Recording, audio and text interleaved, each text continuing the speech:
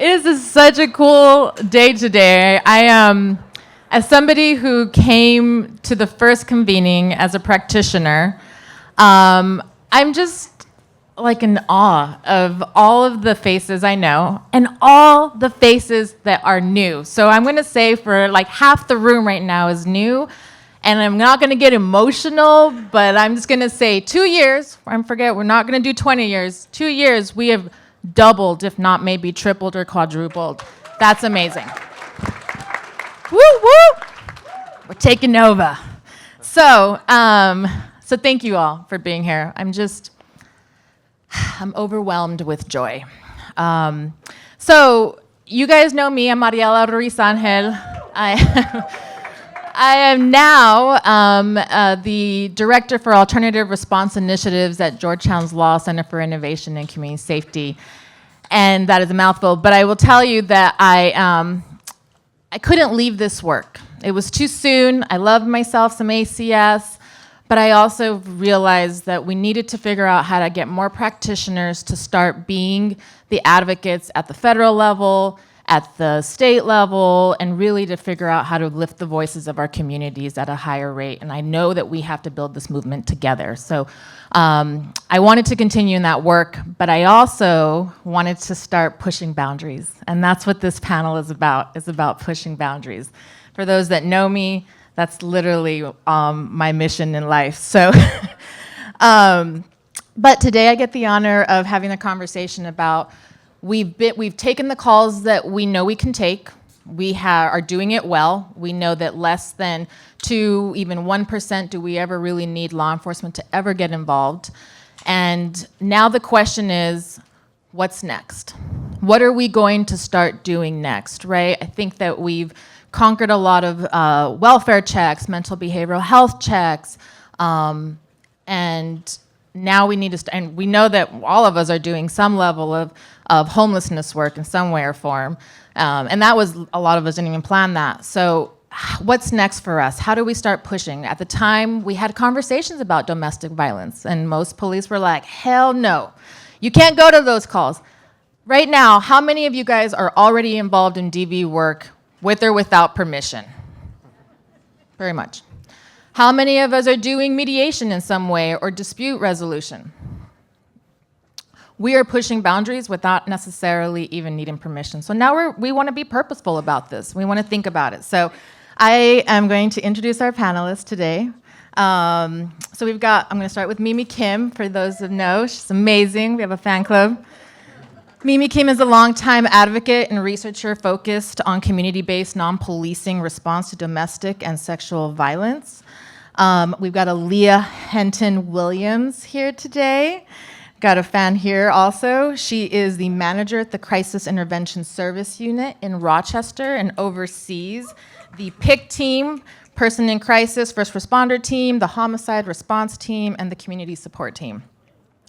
And then we've got Dan Cornfield, a new addition to our alternative response family, who runs the executive, he's the executive director for Dignity Best Practices. And for those that know Dignity Best Practices, they are actually supporting cities and counties around really thinking through more of interpersonal conflict resolution and how to actually do this through mediation, which is a new thing for our practice. So welcome, everybody. So I realized as we were talking and we had all these, right, our kind of core cities that we've heard from in the past, and love all of them, but I also realized that we have a lot of new folks here, and there's an assumption that I think we all know each other. And so I am gonna kind of slow us down for a second, and I would love for the panel to kind of talk just really quickly about your work, first of all, and what brought you to this work. Maybe it was a series of moments that brought you to the alternative crisis response world. And Mimi, I'll start with you. You each get a mic. Thank you. Okay, this is working. Hi, everybody. Thanks so much for inviting me. I'm living in LA. I teach social work at Cal State Long Beach, but I really have a long history of working in the domestic violence and sexual assault fields, or movement, as I would like to call it, and which it is not always representing. So I've been, I'll try to, I could make this a very long story, but I'll try to run through it, which is that I have been working in shelter programs, in sexual assault crisis lines, and really starting a lot of programs in communities that did not have programming. So a lot of that was working in the Korean American community, starting with a program called Can Win in Chicago that I helped to start late 1980s. So I've been around doing this work for quite a while. I worked at Asian Women's Shelter from I think 1990s to 2000, and after which I came to NYU and got my MSW, so it was nice wandering around the park. There were a couple of different moments that were very key for me. And having been in the movement for that long, I would say one of them was in 1994.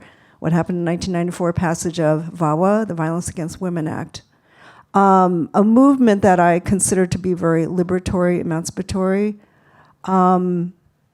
Signed on, VAWA was passed. Why? Because the crime bill of 1994 was passed.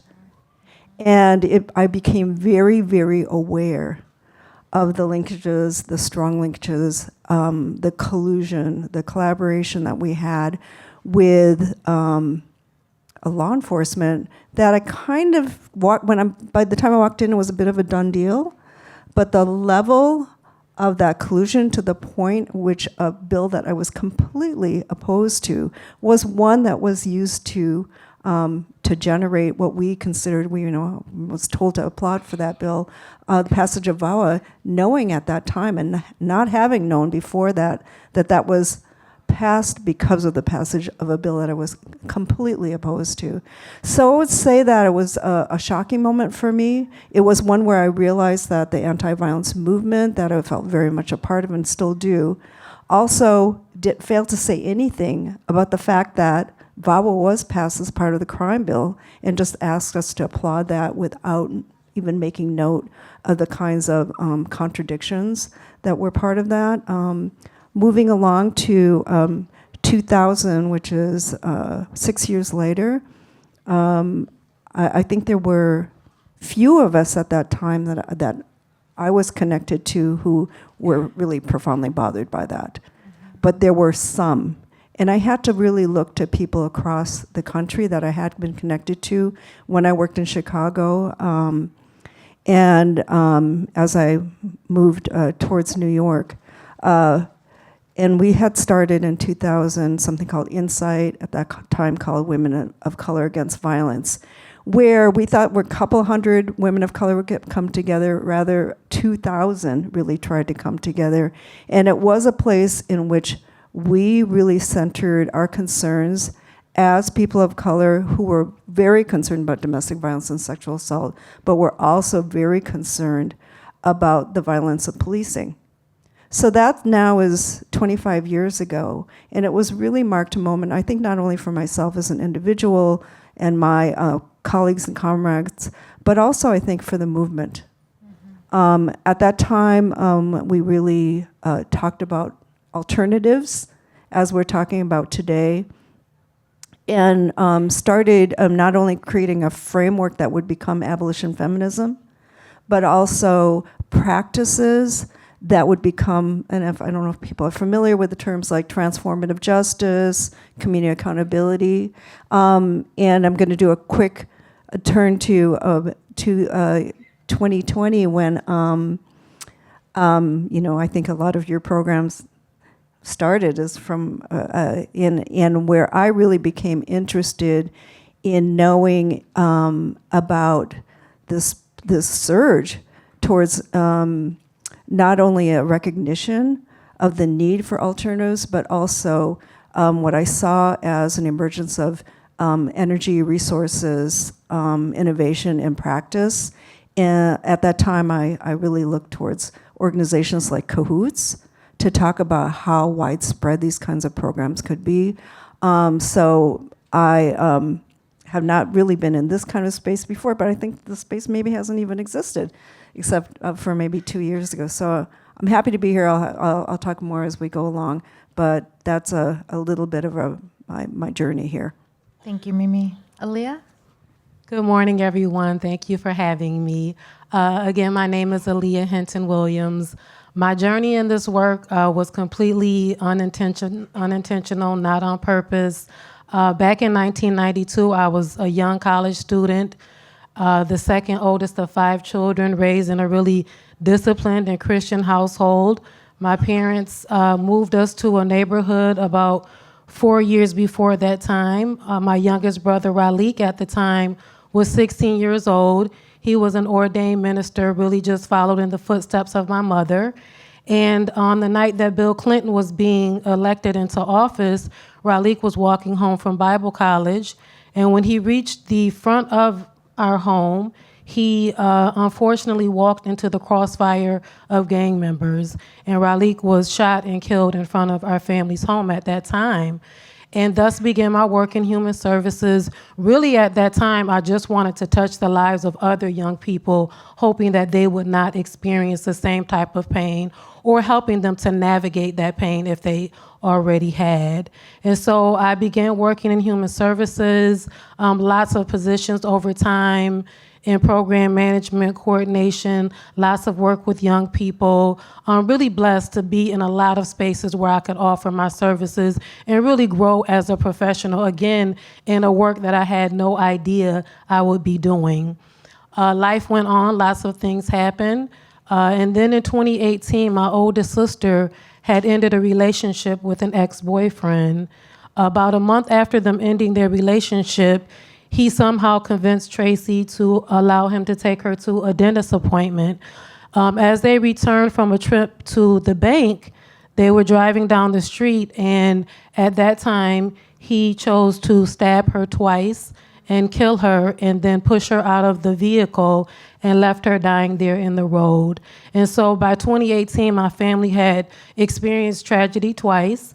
And again, I would say it really just reignited my passion for people and my heart for the work, knowing really that there just was more work that needed to be done. And so I have not given up faith. I still feel very blessed. I have a tribe that supports me. And 2 years later, I was offered the position with the City of Rochester's Crisis Intervention Services Unit. We have 3 wonderful teams. We're a 24/7 unit. We do not close. And luckily, I am still able to help those victims of homicides by responding to homicide scenes, whatever they occur in the city, to support families. So I still have the opportunity to give back, and I'm so happy to be here to share with you all this morning. Thank you so much, Aaliyah. Good morning. Dan Cornfield, Dignity Best Practices. I live in Pittsburgh these days, but spent 17 years in DC, so most of my adult life. And I'll just tell one story from that. How we get here is a long journey, and I think a lot of us eventually find what seems like a calling, like a vocation, right? And I think a lot of us in this room have felt that, and I hope you all will stick with it, because I think the kinds of movements we're trying to move don't take 2 years, they take 10. So hope to see you all here. But I started out with an orientation towards police reform, and I still care about that. Policing is still an institution that needs a lot of cultural change. But in 2013, I was an advisory neighborhood commissioner in DC, which is like a very local elected official, non-paid, representing 2,000 people. And I went on a police ride-along, I did go, but first I sat in the police station waiting for my police ride-along for like 2 hours, which was not the education I had been looking for, but it was interesting. And one of the moments that really changed my life, actually, was a woman walked into the station, approached the desk, and she said, my boyfriend is not himself tonight. Can you send an officer just to go home with me and just hang out for like 10, 15 minutes and make sure everything's okay? And the woman behind the desk said, ma'am, I'm going to be straight with you. Do you want us to arrest him? And she said, no, I don't. And she said, then you probably don't want us to come. And I was like, whoa, that's really unfortunate. And the woman was like, really? And she was like, really? And she left. And I walked up to the woman behind the counter, the policewoman.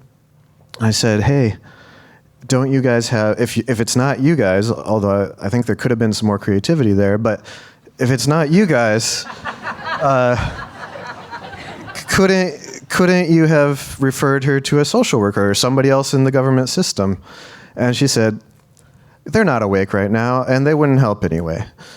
And I was like, wow, okay, so many things are just broken in a spider web right now. And so that's kind of where I got started thinking, like, not just how do we fix individual parts of the system, but how do we fix the ecosystem as a whole? Thank you so much. And I just want to, we don't do this enough, and so I did want to take the liberty of being a facilitator to get to know more of our people.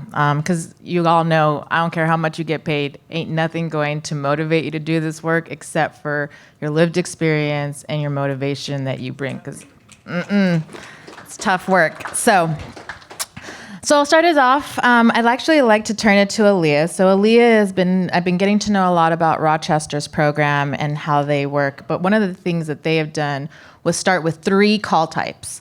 And they are now at 12. And it's been very purposeful and organic, but also a challenge. And so I'd love to kind of hear a little bit about what the expansion, intentionally or unintentionally, and how you've managed both the opportunities and challenges that have come with that. The call expansion was completely unintentional, and so let me just say that first. However, we knew that there was a need in the community. There was a lot of pressure around the Person in Crisis team. This was a team that was created in direct response to the death of Daniel Prude, who had died at the hands of police officers during a mental health crisis. There was a community outcry for social workers to now be at those scenes instead of police officers. The PIG team was really planned and implemented in 90 days, and so we had the community looking at us wondering what we were going to do. We are a team that is able to respond alone, but we also have a co-response model, and so here comes the Rochester Police Department. Not a lot of love was there, and I'll just be honest about it. There was a lot of doubt, there was a lot of resistance. They didn't know what we would do or how we would do it. And so we had to intentionally kind of cultivate and maintain relationship with our PD, knowing that they really didn't care for us. And our community partners, luckily, they were very welcoming, so that part of the process was easy. But my staff would get to scenes and just feel a lot of resistance and disrespect from the police department. But I just continue to motivate them. You know what you're there to do. We're there to serve. That is what we do. Stand on business. Don't worry about what they're doing. Document it, but don't worry about it. And so we just kept persevering. And over time, the Rochester Police Department really unexpectedly became the impetus for the call expansions, because we were able to prove our worth and value as we showed up to those mental health scenes. And so as time went on, and this really happened over about 2 years, the police departments decided, hey, they're doing a great job. Why don't we call them out for other types of calls that we're experiencing kind of this need for support? And so eventually, the calls went from the mental health to the domestic violence to the homelessness, substance youth and family intervention, any scene that needed counseling, like death in the home, not homicide related, fire scenes, substance use. And so as we started to go to these additional call types, there just became a mutual respect and understanding. Of course, there are still officers who don't care for us, but again, we do not care. And so we just go to those scenes and do what we need to do. And we've been able to deliver the quality service to those calls just as well as we did with the mental health calls. Thank you. And so I'll kind of open it up for all the panelists to chime in. But, as we think about like pushing right beyond just behavioral health or mental health crises. What kind of calls are you like surfacing in your areas as priorities for additional alternative response other than what we've traditionally done? And I'd love to hear a little bit about, what you're seeing as themes nationally or even in just your local jurisdictions. Yeah, so you all know I'm kind of the mediation guy in the room today, but really the mediation team is the Dayton team, and we have several of them in the room. You saw Aaron up on the panel earlier today. But anybody who's doing any version of field response is interacting with interpersonal disputes already, right? You all do this. Because there's no such thing as an isolated person in crisis most of the time. And by the time a call comes to you, it's probably because there's this frayed, distressed relationship with a family member or someone who's been trying to be a caregiver and is at the end of their rope, or somebody in public who somebody else is interacting with in a difficult and awkward way. So crisis response is already interpersonal distress response as well. But what we're trying to say is, how do we take an amazing resource that's been underutilized in our society, which is community mediation centers and the practice of mediation, and bring that to the space of mobile response? And that can be building a dedicated team like Dayton did, but it can also just be cross-training the existing teams that already exist to equip you all with the confidence to interact with those calls, not just in a de-escalate way, but in a how can we start to repair and support repair kind of way. Can you talk a little bit about the types of mediation? Because this has been really fascinating work for me, right? Very different than what we've done in Albuquerque and in some of the other cities. You guys go out to, some of the things you guys have trained in Dayton talks about it, but there's other cities who have now taken this on, which are things like animal control issues and water, like people who water their plants excessively and things like that. Can you talk a little bit about that?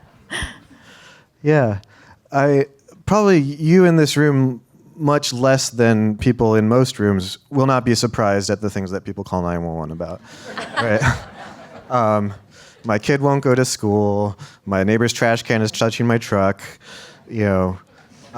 So unfortunately, those are 911 calls, and they become police responses. And so I do think there's a broader re-education in society, and there's all sorts of things to do about that. But for now, we have hundreds of thousands of calls a year that are these kinds of calls.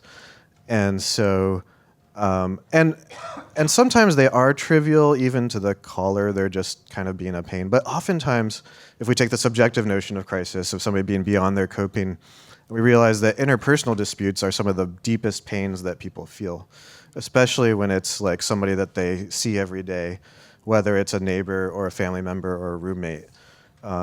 So I think I lost track of your original question, Mariela, but those are, it's not just trivial, right? When we think about what drives people even into fully emotional distress crisis, it's often also a relationship or set of relationships that are hurting. So it's both, right? The crisis creates interpersonal distress, the interpersonal distress creates crisis, and how do we be equipped to deal with both sides of that? Thanks. I'll kind of turn it over to Mimi and kind of see where, just because you have this like breadth of work, I'm just like stunned by all of it. Just to kind of talk a little bit what you're seeing in your field of expertise. Yeah, thank you. In coming to the space, what I realize is crisis response to domestic and sexual violence looks like calling a crisis line for domestic violence, calling a shelter, often calling the police, although we know that many people do not choose to call the police for a variety of reasons, many of which have already been raised here. The work that I've been involved in has been called transformative justice, which is very much outside of law enforcement. And more recently, and we maybe during Q&A if you want to hear my interpretation of the difference between transformative justice and restorative justice, which there is very much overlap. But restorative justice does tend to be more systems-based, or at least with organizations that feel very comfortable working with systems or have a history of working with systems. So I've been mostly doing transformative justice work which is very mutual aid, and I think we're going to talk about that later, very underground, in formations that tend not to even trust to be a formation. So they've been very small, very local, very non-systems. And if anybody's familiar, I started an organization called Creative Interventions back in 2004. And from our work, we were one of the first organizations that was formally doing that in some systematic way. And I am very interested in documentation and putting out whatever we learn. So we still have a toolkit out that's almost 600 pages. So there were a lot of things that we learned about that, but it tends not to be crisis response as much as it is what do you do after the crisis? What do you do when people actually want to have some form of, if we want to call it justice, or some way of dealing more holistically or in a more collective way to deal with the, often the aftermath of violence, but in a way that will prevent future violence. So also restorative justice, as you probably can guess or already know, that much of this, again, was after the crisis. Are people volunteering to get together? It's not always with the person that is the direct survivor with the person who caused harm. Sometimes that's not possible. Sometimes it's not safe. It may include that, but sometimes it's even getting together with your family or your community to kind of figure out what happened, how can you talk about it, and what can you do moving forward to create a stronger, healthier ecosystem. So I think that there's been a divide from the crisis response, which people still deal with in very much kind of these conventional ways, and then jumping to transformative or restorative justice, and sometimes having the same people respond to things that in crisis that don't always lead towards something that would be more holistic, because we don't have resources. We're used to dealing with things in a very adversarial way. We're concerned with immediate safety. Maybe the person who caused harm is somebody we love, but we don't love them at that moment, and we just need them to get out or get away from them. And they're not always conducive to leading towards, I think, what people are referring to as a healthier ecosystem that we know does not exist for the most part right now. So I think that, I appreciate having this conversation, or even having to think about how I might respond to this, by saying that I think those are things that I have been really highlighting in some of my other kinds of spaces, to say how do we have a crisis response that does actually lead towards something that's more holistic and transformational. And now with the entry of so many more programs like Aaliyah, I'm so happy to hear that you actually are dealing with domestic violence. I know that a lot of programs, they will stop at domestic violence. And I think, as you asked, Mariela, some of you were like, well, we are kind of doing it. And I would love to see more entry into this. Like, how do you do that in a way that makes sense and that contributes to something that I know I understand the many fears that people have around that, but I've been disturbed by the lack of intersection. So the fact that some of you are doing this more and more in these spaces is very heartening to me. And Leah, I'm going to pivot just for a second, because of the amount of calls that you've now grown to, I bet there's questions across the audience, because I know I have them, around training, right? I mean, I think a lot of sometimes the fear comes from, and it's not even of our responders in most areas, they're ready to jump in. It's not really, how do we explain this to police, right? And training is a big one. So I just would love to ask you first, just to really about like how you built up your training to then meet the demand that you were getting in calls, right? And then I'd love to hear from Mimi and Dan, as you guys have thoughts as well. So we've been blessed to really have a very diverse team. And so our team consists of individuals with lots of experience from lots of different backgrounds, and they bring that into the work. We started this work in 2020, so I say we were a baby, now we're a toddler, but a lot of our team has been with us since the beginning. They started off as on-call staff, And because our city has been able to give us the funding, most of them have moved into full-time staff work. And so a lot of them already had the knowledge when they came in. We also offer trainings to our staff on a monthly basis. There are requirements around training for our team, and we give them a lot of that information. We also have training dollars, and so we're able to send our team locally or across the country to participate in training. What we've also done with the team is create these mini specialty teams within the team. So we have a specialty team for youth, for domestic violence, for homelessness. Those are the staff that we turn to when, we respond to over 200 calls on a weekly basis. So there are lots of calls and lots of work, and we're able to kind of give that work out to the specialty teams. We also have our community support team. They provide services around victim assistance, domestic violence, specialty, and things of that nature. So all of our teams are really interconnected. We have about 35 team members in total, so we're able to refer those teams over when we need to. So training and professional development is very important, and it is required. If you're going to be on this team, you need to know the work, and that's for leadership as well, including myself. We hold ourselves to a standard of knowing what we do and how to deliver that quality service. Thank you. And then just back to Mimi about some of the partnerships you've seen that maybe have excelled well around DV grassroots folks training potentially some of these folks that might be playing in this field. I mean, have you seen that kind of work happen? I definitely have seen, it's probably been involved at least for 20 years myself in trying to train on the skills of transformative justice. Now, given that we were very poorly resourced, some of those, we have had many free local trainings on transformative justice. I would say that because I've been more involved in a little bit in restorative justice now, which tends to be in with organizations that are a little bit more resourced. So, for example, I did help to start a restorative justice program called the Chat Project in Richmond, California, which is just north of Oakland, Berkeley.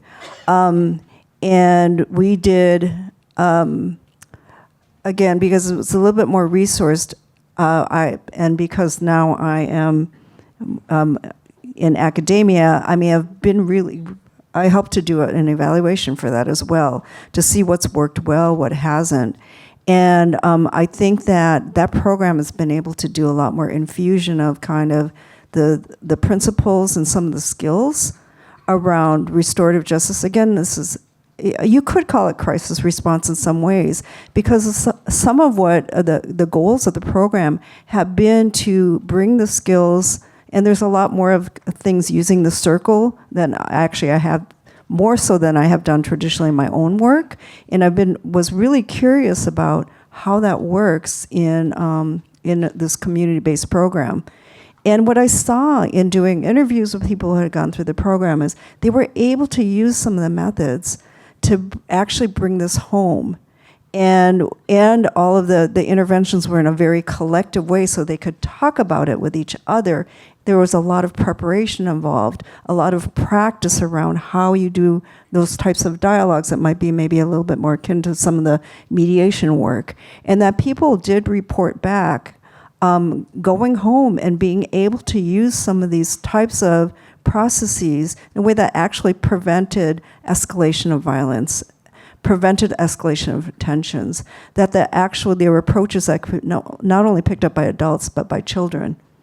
And you heard about children saying, "No, it's my turn to talk," and have really shifting, I think, the power dynamics of families that were very high tension and in some cases high violence, to being able to, I wouldn't say 100% prevent all violence, but certainly were much.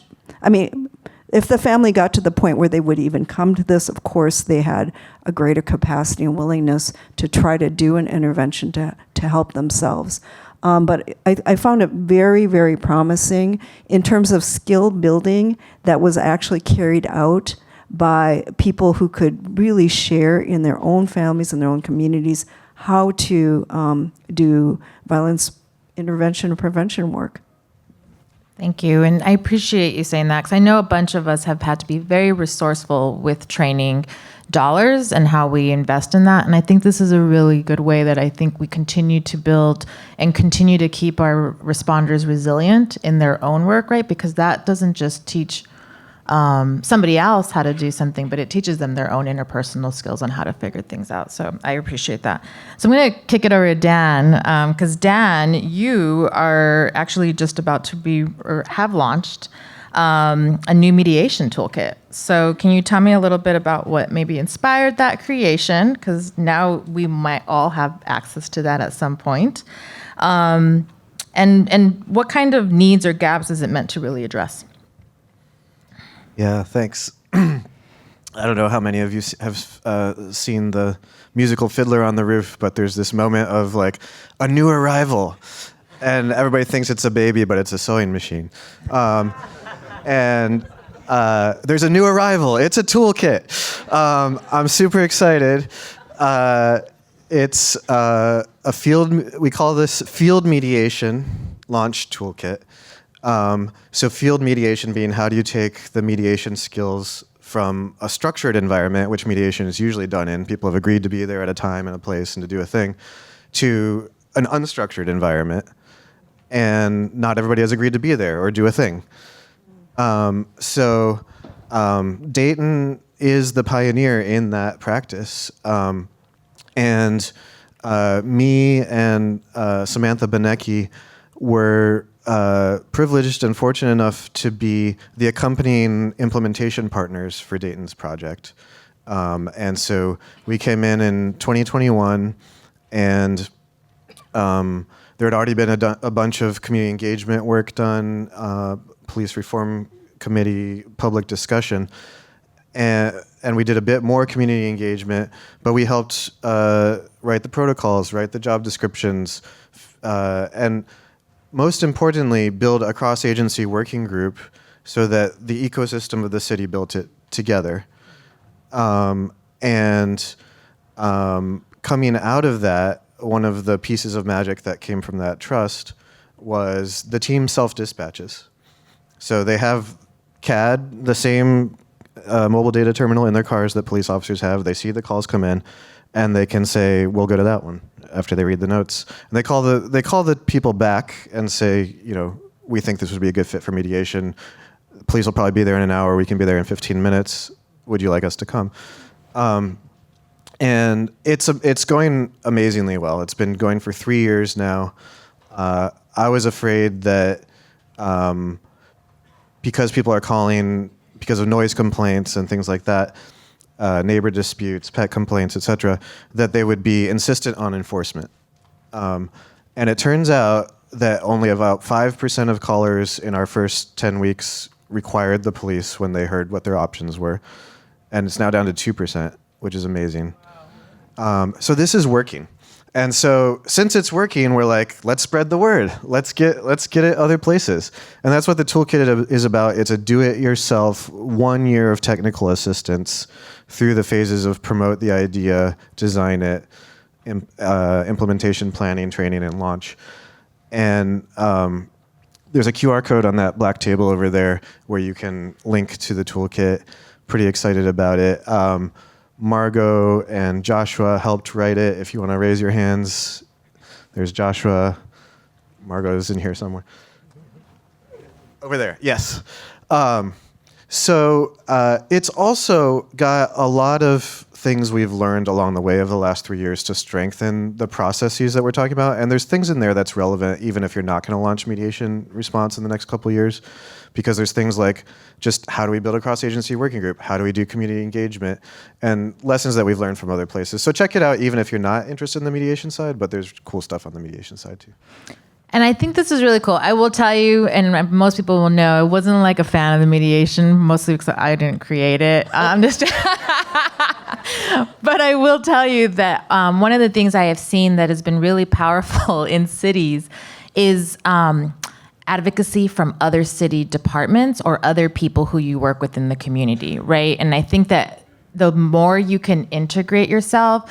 I think it was Jody who had from ACS who had talked about like how they were at a city council meeting and like senior affairs or animal welfare got up there and was like, we love ACS. They go to these calls that we need help with. And I was like, mediation. I was like, we could do so much more if we could go out to more kind of these types of incidents that don't necessarily always have the underlying issue of mental behavioral health issues. So anyways, I love it. I'm a believer now. I'm gonna try to like get us to the end here because I have a conversation around movement building. I think one of the things that we're starting to realize is that we're building this movement, but at the same time, we're also starting to intersect with the housing movement and the homelessness movement and the continuum of care movement. I mean, it's just like we're starting to see layers.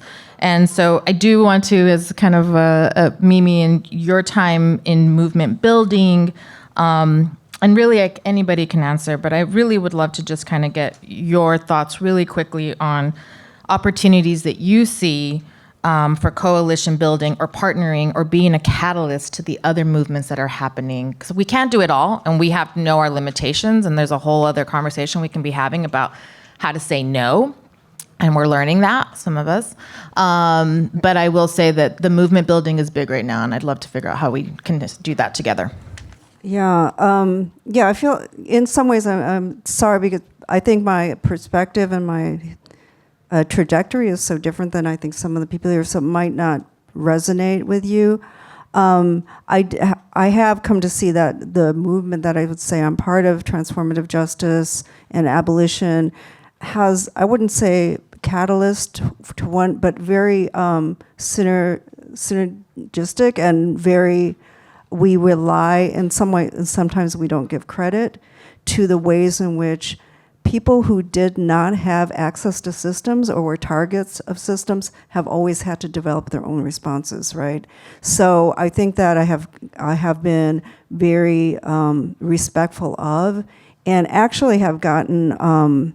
We have a storytelling and organizing project. If you ever look at the Creative Interventions website, which even when we had no money, personally would make sure that we kept the name going, or didn't have that website collapse.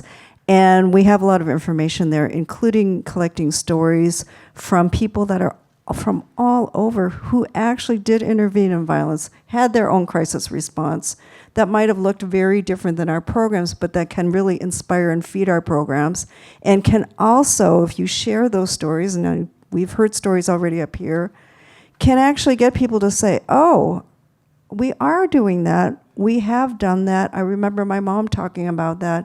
I'm talking about domestic violence and sexual assault for the most part in my own work, but I think that we have to recognize that we might be creating new things, but we are also building on legacies from our own people's resilience and resistance, and sometimes complete lack of any kind of response from a system that wasn't negative, so that they knew they had to support each other.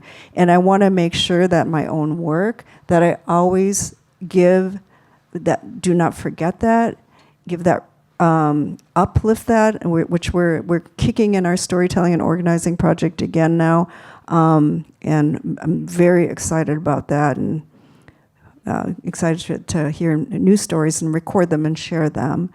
But I do think that that's such an important part of our movement building. I think in terms of looking at indigenous communities that are like, we have been doing this, and why are you calling it this? Why are you calling it restorative justice? I was at a meeting where all the indigenous people just walked out of okay, I did not organize the meeting, but they did all walk out of the meeting feeling like, we were feeding this thing as if the West had created something that they had already been doing for so long. So I think that that we have to be mindful of the ways in which marginalized people, whether it's communities of color, indigenous communities, homeless communities, people who have been disabled, people that are in street economies, including sex work, have created many, at least for my own work, many of the kinds of frameworks necessary interventions that we have to give recognition to. And it is very easy, especially if you get more into this kind of professionalized service, academic work, that to forget that and disappear the kinds of people, movements, wisdom that really is the root of our work.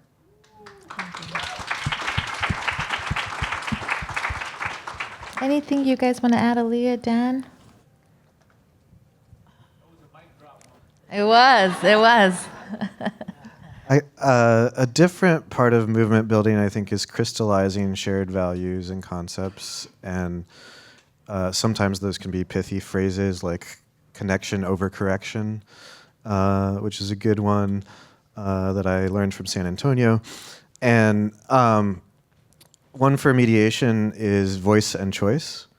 How do we give people who have not been felt heard a voice on both sides of a dispute? How do we hold a warm but neutral space in the dispute? So yeah, if I could put a nugget into the movement from this corner, it's voice and choice. All right.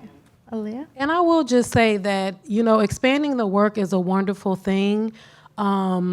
And we want to be able to give and do all that we can, but clearly that's not realistic. We cannot just be all things to all people. So, my two favorite words when they come to me asking me to do something, which I'm sure my leadership is tired of me saying, are scope and capacity. And so, yes, that sounds wonderful, and they try to hit me in the head and say, oh, it's because your unit does such amazing work. No, ma'am.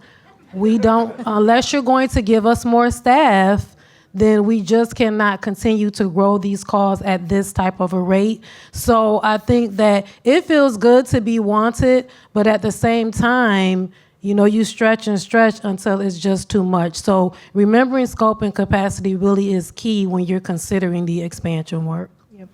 Thank you.